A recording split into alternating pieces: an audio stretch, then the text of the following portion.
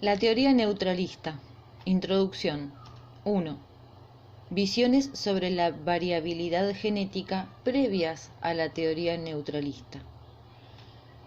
En los años 50, los genetistas de poblaciones estaban divididos en dos escuelas: la escuela clásica, con Hermann Müller entre sus defensores, y la escuela equilibrada, con Theodosius Dobzhansky como principal figura. Como se deduce de su nombre, la escuela equilibrada predecía la existencia de muy altos niveles de variabilidad en las poblaciones naturales y postulaba que los mismos eran mantenidos por selección equilibradora. Ventaja del heterocigota: selección dependiente de las frecuencias. La escuela clásica, en cambio, consideraba que los individuos eran homocigotas para la mayoría de sus genes y portaban alelos wild type. Estos alelos se mantenían en las poblaciones porque la selección negativa, que ellos denominaban selección purificadora, eliminaba las variantes perjudiciales que surgían por mutación. Por lo tanto, los seguidores de la escuela clásica creían que existía poca variabilidad en las poblaciones naturales, a diferencia de la alta variabilidad postulada por los seguidores del modelo equilibrado. En la siguiente tabla se resumen las principales ideas de cada escuela. Especiación. Según la escuela clásica, es difícil y está limitada por la cantidad de mutaciones. En cambio, según la escuela equilibrada, la especiación es fácil y está limitada por la oportunidad de selección. Respecto al principal tipo de selección, según la escuela clásica, el principal tipo de selección es purificadora, una selección purificadora, negativa. Y según la escuela equilibrada, principalmente es la ventaja del heterocigoto, es una selección equilibradora. Respecto al polimorfismo, según la escuela clásica, el polimorfismo es transitorio. En cambio, según la escuela equilibradora, el polimorfismo es estable. En los últimos 60, En los años 60 aparecen los primeros estudios genético-poblacionales basados en la electroforesis de proteínas y datos de secuencias de proteínas. La secuencia de una misma proteína en distintas especies aportan información sobre la divergencia entre especies, mientras que los patrones electroforéticos de proteínas exploran el polimorfismo intraespecífico. En particular, se comenzaba a vislumbrar que en ciertos casos el número de sustituciones aminoácidicas entre las especies era proporcional a la divergencia entre ellas. Por otro lado, en 1966, los estudios de Lewontin y Huby de Drosophila pseudooscura y de Harris en humanos demostraron que existe un alto polimorfismo dentro de las poblaciones. En esa época dominaba la visión de la escuela equilibrada como explicación de la variabilidad genética. Sin embargo, diversos trabajos, entre ellos el de Kimura y Crow en 1964, concluyeron que la selección equilibradora acarrea cargas insostenibles para el fitness medio poblacional, y por lo tanto es difícil pensar en ese mecanismo como el único responsable del mantenimiento de los polimorfismos.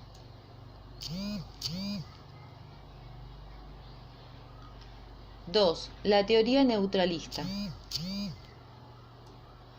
Una respuesta teórica a esta problemática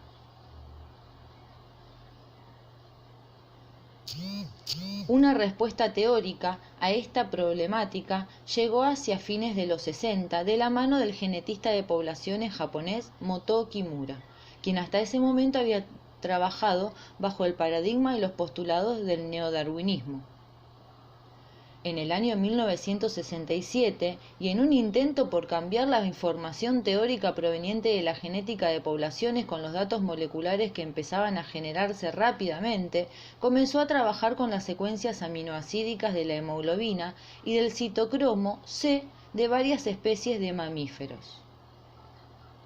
Kimura se sorprendió al descubrir un número muy alto de sustituciones aminoácidicas y extrapolando estas tasas de evolución al resto del genoma, concluyó que el número de cambios era demasiado grande para ser compatible con algunos de los postulados de la teoría de la evolución por selección natural.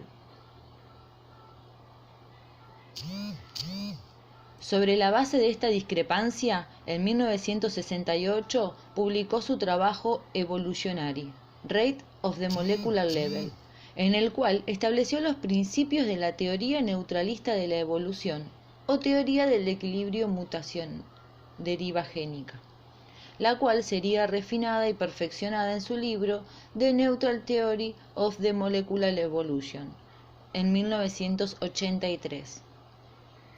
Por esta misma época, otros dos investigadores, King y Hooks, en 1969, arribaron a conclusiones similares basándose en un número mayor de datos.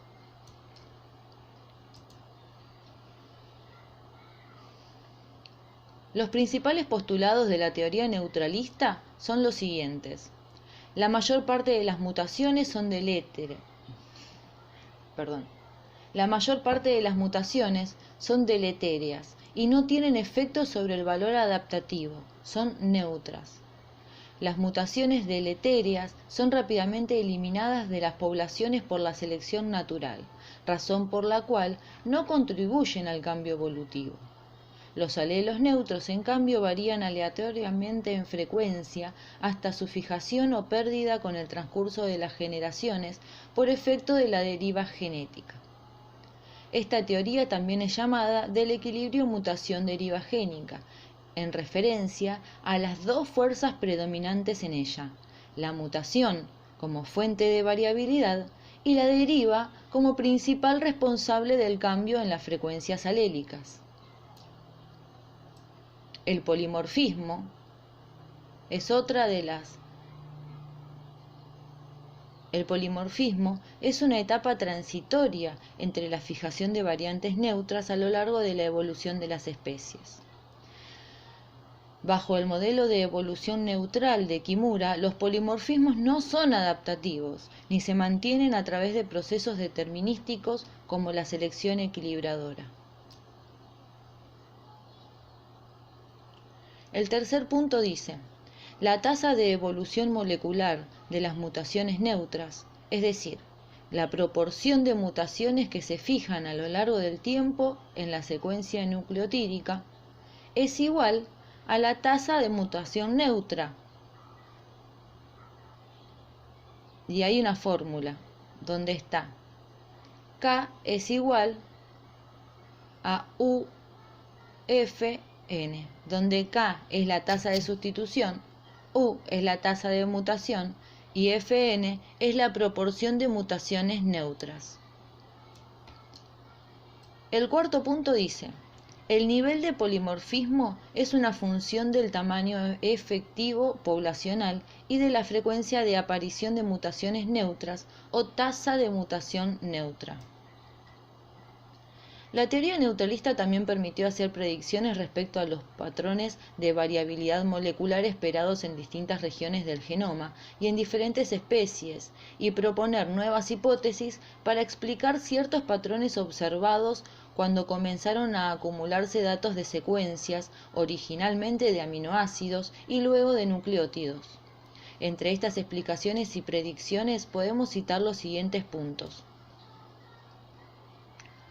Primero, existe un reloj molecular en la evolución del genoma. Ya desde la década de 1960, los datos de secuencias de aminoácidos de varias proteínas sugerían que el número de diferencias aminoácidicas entre dos organismos era proporcional al tiempo de divergencia entre las especies. Esta idea fue bautizada como el reloj molecular de la evolución de las proteínas. La explicación dada por la teoría neutralista fue la siguiente. Debido a que la mayor parte de las mutaciones son neutras, las tasas de sustitución de las moléculas son iguales a la tasa de mutación neutra. Si esta tasa fuera constante en los diferentes linajes, esto explicaría fácilmente por qué la tasa de evolución molecular por sitio y por año es constante. El segundo punto dice: la tasa de sustitución nucleotídica es mayor en aquellas regiones de una proteína que presentan menores restricciones funcionales. Esto se debe a que la probabilidad de una mutación sea neutra y pueda llegar a fijarse por azar. Es mucho mayor si la misma ocurre en una región con poca importancia desde el punto de vista funcional.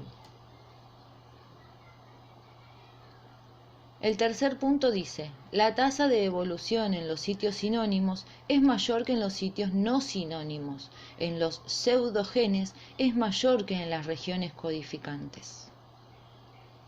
La misma explicación dada en el punto anterior respecto de las proteínas es también válida cuando se analizan directamente las secuencias de ADN, debido a que los pseudogenes constituyen regiones del genoma que han dejado de ser funcionales y a que las posiciones nucleotídicas sinónimas no producen cambios en la secuencia aminoacídica de una proteína. Es más probable que las mutaciones se comporten como neutras en estas regiones.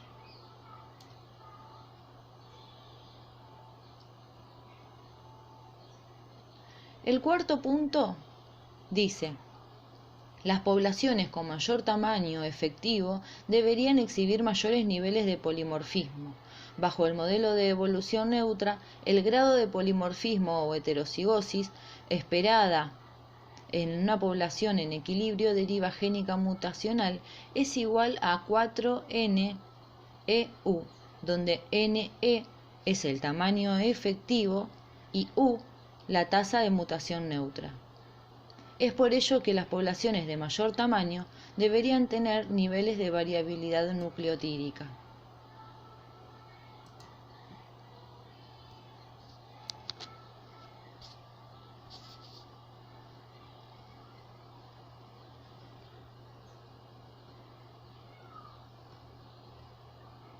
Tres, la teoría neutralista como herramienta para inferir en la acción de la selección natural. La teoría neutralista afirma que las sustituciones nucleotídicas fijadas por selección natural conforman una proporción muy pequeña en comparación con los cambios neutros y, por lo tanto, la contribución de las mismas a la evolución del genoma es despreciable. Pero es difícil creer que todos los caracteres de una especie hayan surgido a través de cambios neutrales.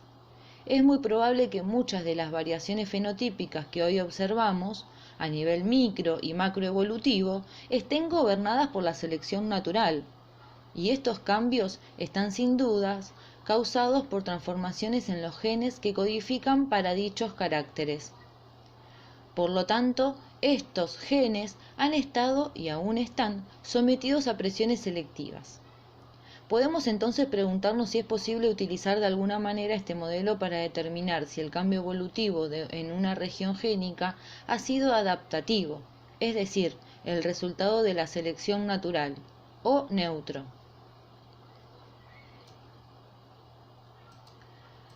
Debido a que la teoría neutralista hace predicciones muy precisas sobre los patrones de variabilidad esperados, se la puede utilizar como una hipótesis nula, la cual describe un mundo en el cual la selección natural no ha jugado ningún papel significativo, y la mutación y la deriva génica son las únicas fuerzas evolutivas que influencian los patrones de diversidad genética, tanto dentro de las poblaciones, o sea, el polimorfismo, como entre las especies, la divergencia.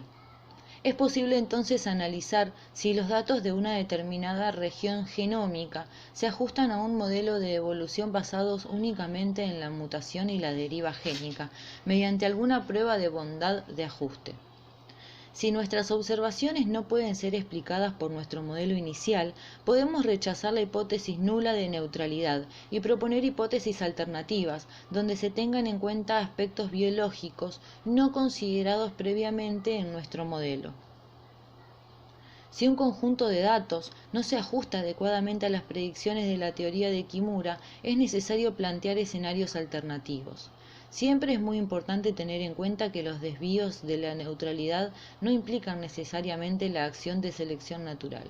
El modelo neutralista formula las predicciones para poblaciones en equilibrio deriva-mutación. Esto implica que el tamaño efectivo poblacional y la tasa de mutación U son constantes en el tiempo. Factores demográficos, tales como expansión poblacionales, cuellos de botella o estructuración poblacional, pueden generar desvíos en la neutralidad, los cuales no son causados por la selección.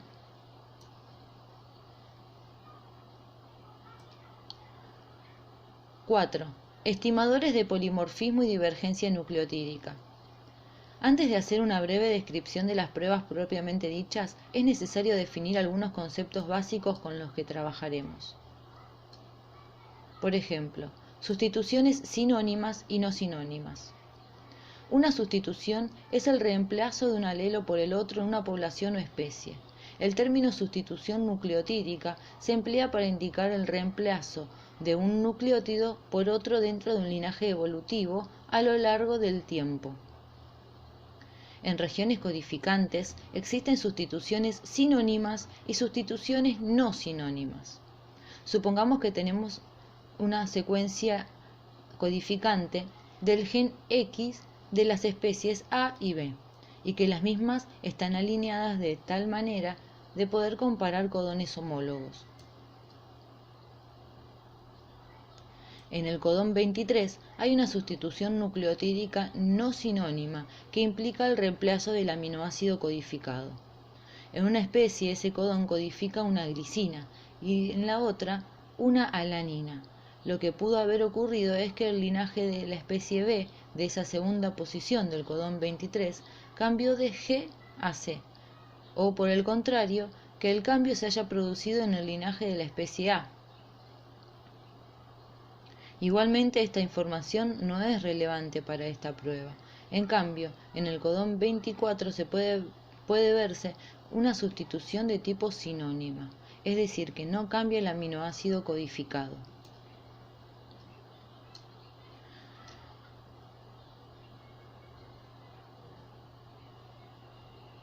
Polimorfismo sinónimo y no sinónimo. Cuando consideramos la variabilidad intraespecífica dentro de dos poblaciones, dentro o entre poblaciones, hablamos de sitios polimórficos o sitios segregantes. Que son los sinónimos y no sinónimos, es decir, sitios que poseen más de una variante nucleotídica. Así, por ejemplo, en la población A, los sitios 194, 196 y 197 tienen más de una variante, 2 sinónimos y 1 no sinónimo, mientras que en la población B hay solo 2 sitios polimórficos, ambos no sinónimos.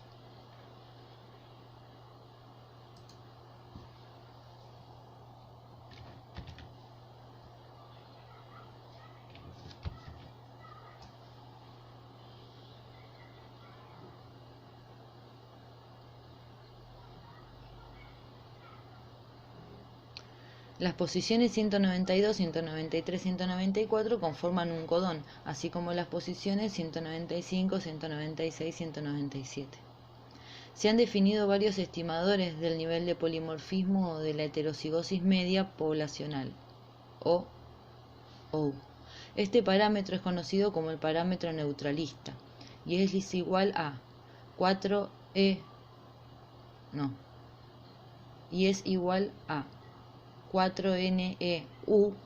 o los estimadores más utilizados son OW y Pi. OW equivale al número promedio de nucleótidos segregantes por sitio. Leer la siguiente imagen. 5. Pruebas de ajuste o modelos de evolución neutra. La prueba de NDS. La prueba de NDS, también llamada KAKS, se utiliza generalmente en comparaciones interespecíficas de genes ortólogos, pero también puede utilizarse para comparaciones entre genes parálogos, dentro de la misma especie o entre especies. El cociente de NDS es una relación entre las proporciones de sustitución no sinónimos, DN, y la proporción de sustituciones sinónimas, DS.